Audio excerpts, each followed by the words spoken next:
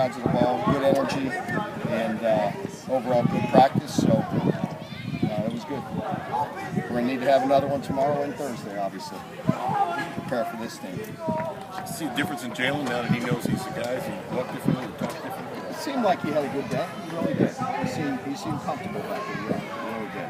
So hopefully we'll keep on gaining some confidence. Mark, do they seem to be excited that they're playing the #1 team in the country? They do. They do. You know, it's no secret. I've told you guys over and over again that I thought overall this team really has a good attitude and comes every day, and they're fun to coach. And I felt that on Monday, and I felt that again today. Yeah.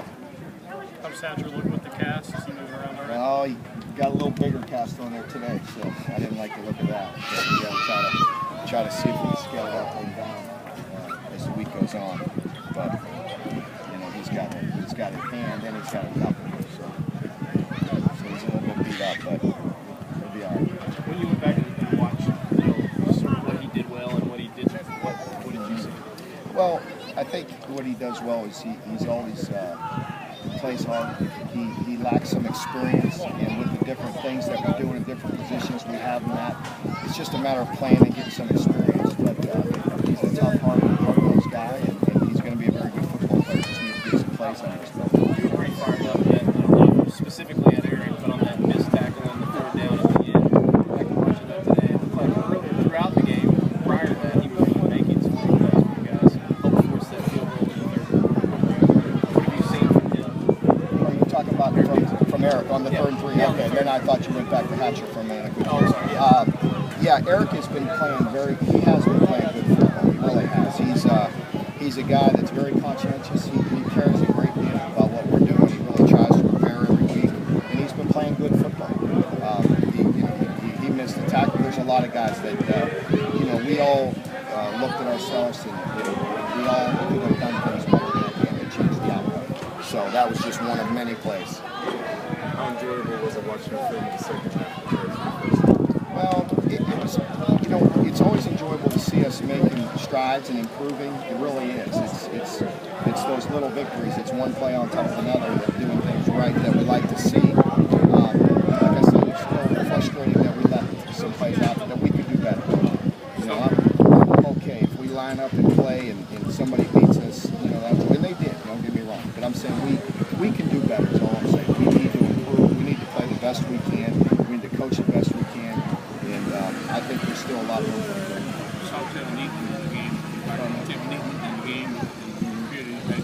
He did come in.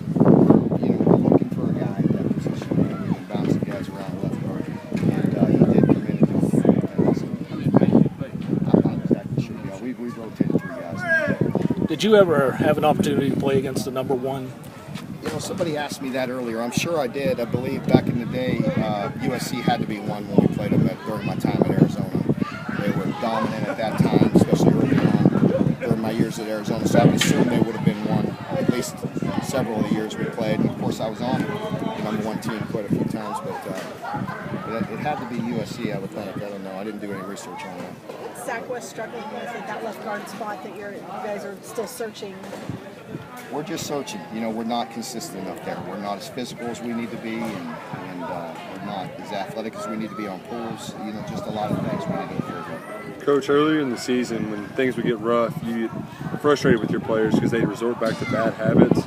Is that the difference in Saturday? Is that they've gotten rid of those old habits? I don't think it was a matter of old bad habits. I really don't. I think it was a matter of South Carolina being very good and making plays when they needed to. And I think it was a matter of us not being experienced enough and not coaching them well enough to put them in a position when we needed to. You should take on moral victories at South Carolina. Count as a moral victory? No, I don't. We don't ever classify anything as a moral victory, really. You know, that's been asked to me. I am proud of progress. I am. You know, I think our team has made strides throughout the year, and but we're after victories.